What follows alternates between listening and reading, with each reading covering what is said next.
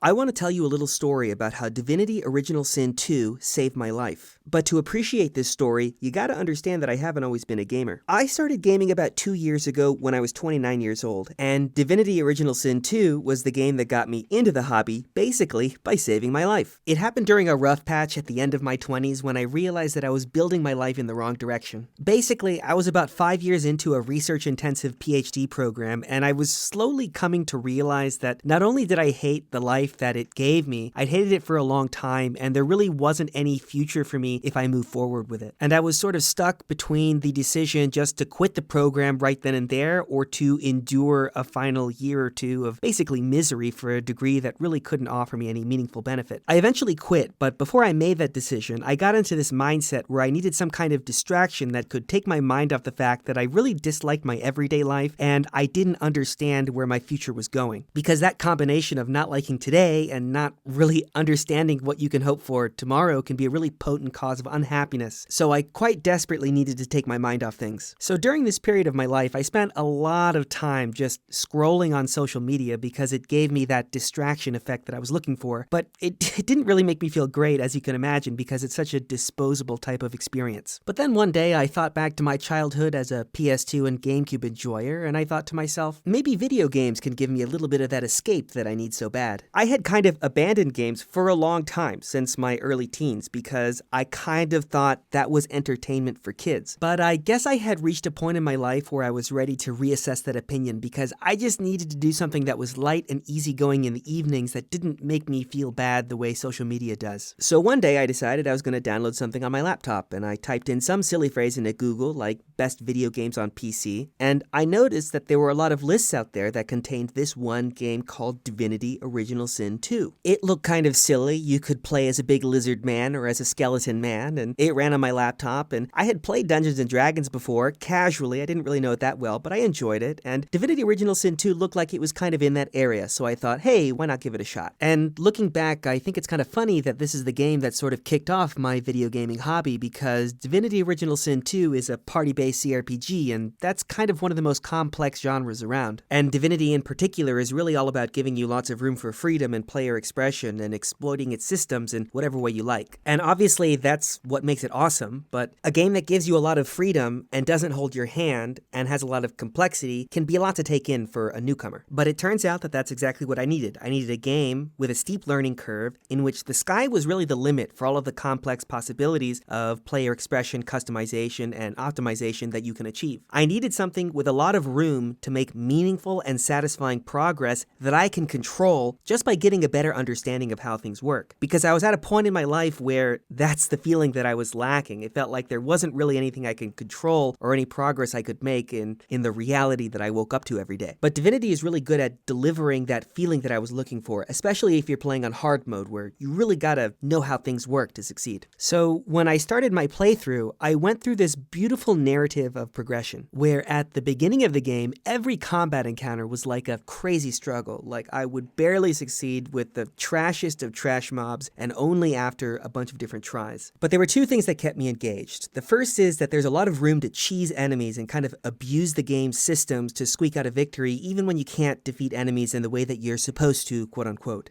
I'm generally a big defender of cheese strategies. I think they're cool and creative, and they enhance gameplay. And a lot of the reason why I think that is because they're the main reason why I was able to play Divinity Original Sin 2 on hard mode when I didn't really understand the game. It made me feel like I was some kind of roguish underdog who was barely surviving in this extremely dangerous world by pulling out all the stops. And I think that's a great thing for a game to make you feel. And the second thing that kept me playing Divinity Original Sin 2, even though it started out kind of hard and inaccessible, is that there's a huge community online that has all these guides and content that helps you learn the systems and optimize your party and build your character. It really enhanced my play experience, and I got into this nightly rhythm with the game where I start out and I'm barely winning anything, even the easiest combat encounters, and it's only by cheesing enemies. But at the same time, I'm using the internet to learn how to build out my character, learn how the game works, and slowly I start playing in more skillful ways where I don't have to cheese the enemies so much. And also, Divinity Original Sin 2 does this great thing that I think every game should do, which is let you respec your character an infinite number of times without any penalty. So as I'm understanding the game better, I'm also experimenting with different ways that my party could work and constantly seeing how my deepening understanding of the game translates into different and better gameplay results as I tweak my party's stats and abilities and my overall strategies. And if you're new to the game, you can really do this for a few weeks without feeling like you've mastered the game's systems. You just keep making progress in this fun and sophisticated and silly and imaginative and sometimes serious game world. And I became very attached to this feeling of always getting better as I was playing this game for the first time. And as silly as it is to say it, I remember the moment when I realized that this game and the feelings of satisfaction and progression that it was giving me were making me happy. And when I say that this game was making me happy, I really do choose my words carefully. It was making me excited to be alive. And I'll tell you what I mean by that. One night, as I was falling asleep after a long session with playing Divinity Original Sin 2, as I was drifting off, my mind started wandering, and I just kind of started thinking about one of my characters who really wasn't pulling her weight in my party. For all you Divinity heads out there, it was Lohse, who I love for story reasons. She's a really popular character, but I also couldn't really figure out how to utilize her in combat properly. And the actual details of the problem that I had are not so important for the story. The thing that is important is, as I was lying in bed, I suddenly just got this idea for how I could respec her stats so that she synergizes with my party a little bit better. And I remember that this idea got me really excited, particularly because it wasn't something that I learned from the internet. It wasn't like a build idea that I had just lifted from some guide. It was my own idea that I came up with because I am finally coming to a point where I understand how this game works. And I remember kind of just smiling in bed, feeling satisfied, and thinking about how much fun it would be the next day to try and test this idea out.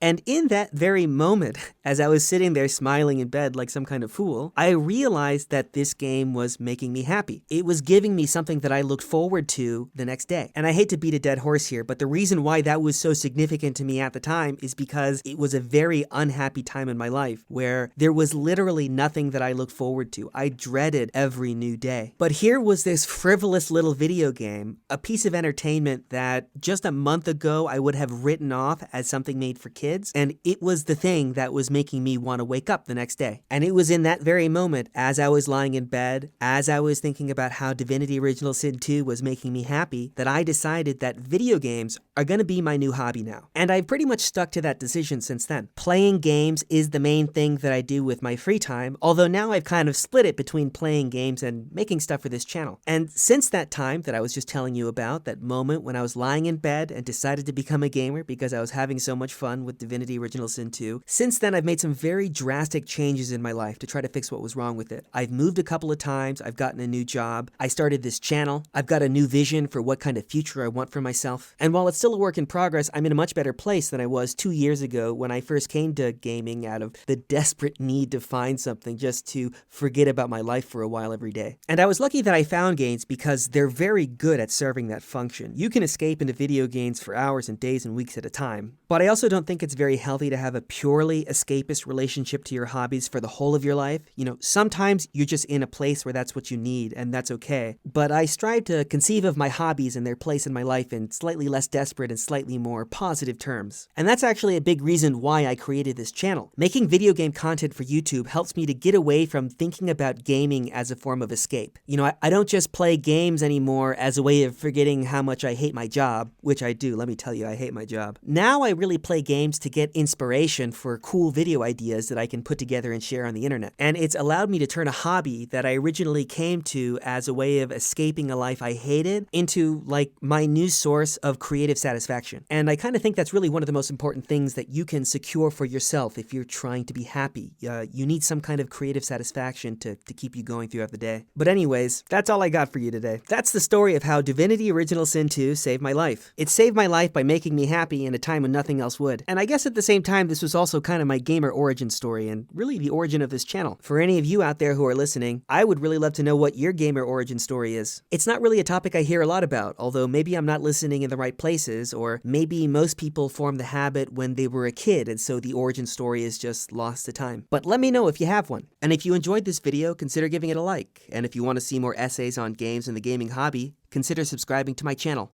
My name's Chumpy, Thanks for watching, everybody, and I'll see you next time.